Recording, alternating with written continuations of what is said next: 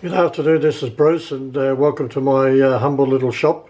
Been an eventful couple of days. I started off last week when my safety glasses broke at the joint here on that second bar. So I had to order a new pair in and today they arrived. I got the new pair. My friend Joe turned up from his jaunt over to Bonnie, Scotland, and he bought me this beautiful cap. And my wife got rid of all that hair that was hanging over my eyes. I couldn't see very much. So all in all, I'm seeing a little bit better than I did the other day. I've got quite a few things happening at the moment, and I'll just swing the camera around a bit, and I'll show you a couple of them.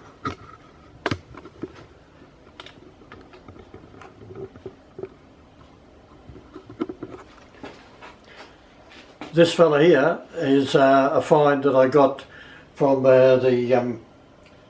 yesterday. I was at a flea market and I found this old 3-inch vice, bar and that vice, and I just, knowing there's an old probably English or an Australian build or something like that, that it was probably everything still slides and works. Well, it was a bit jammed up, and I threw in a little bit of penetrating this afternoon, and everything, she broke open and started to work.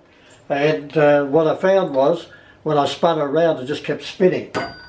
This thing here, thread stuffed inside. So now I have to decide whether I nail it to the fence post, as we say what we used to say in the old days. Just put it up as an ornament and don't do anything with it, or I clean it up and get it all painted and everything else and machine it out and put a bush in there, a new threaded bush, and make the thing operational. Either way, it's just another one of those jobs that I'll have ahead of me. The mailman arrived today with a couple of things, and sorry about that. One of them is a series of thread taps. New thread taps that I'd ordered on the weekend. I don't bother with old ones anymore. It's all too hard, and I need to have accuracy. I need to have something that I can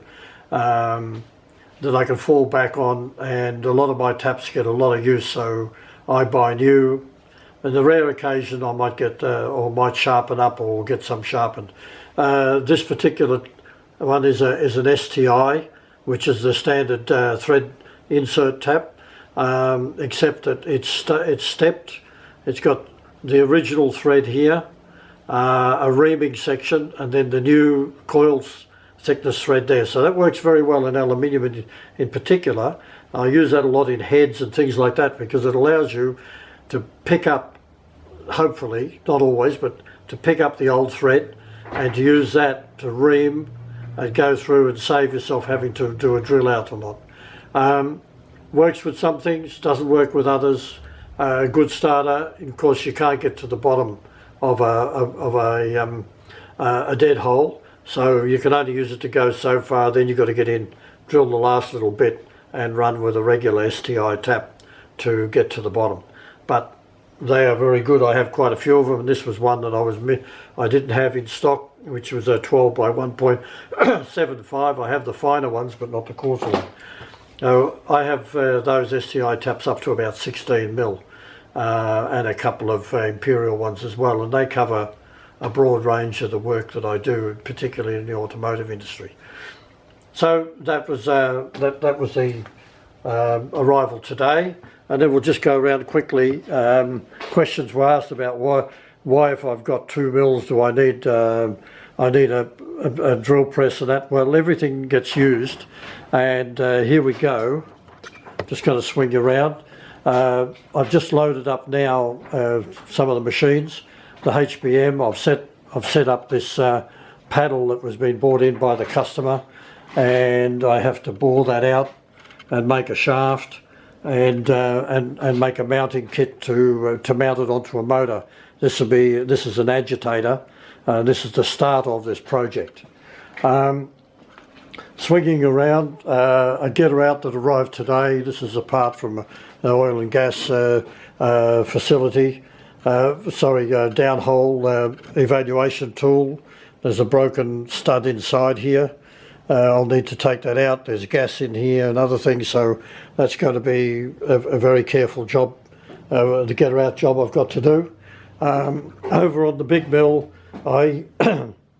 today I finished machining the bore, the counter bore, and refaced it after I'd welded this boss in. So this was the last stage of this this modification, and then I set it up to drill out the holes that I'd already pre-drilled at a smaller size. Now the way I set that up was I took a live center in the morse taper attachment in the quill and lined that up and zeroed the DRO. Just so simple. And the holes, and at the same time, I put 2 pins in here, 2 roll pins in the old holes, with a straight edge along here, and lined it up with the lined it up with the bed. And so in one foul sweep, I had this all lined up. Then set the DRO to the 8 hole positions, and went around and drilled out the holes. Now the way I did that was I used, in this case it was a 13 mil holes, 13 and a half I should say. So I used the 13 and a half morse taper in the attachment. I find as much as I can, I try to use morse drills in the mill in the first instance, because they are steadier rather than put a drill of this size in a chuck, which is not impossible, and I do it quite often, but I find this setup in the lathe and in the mill is a better setup. So I've got quite a range of these morse ones that I use.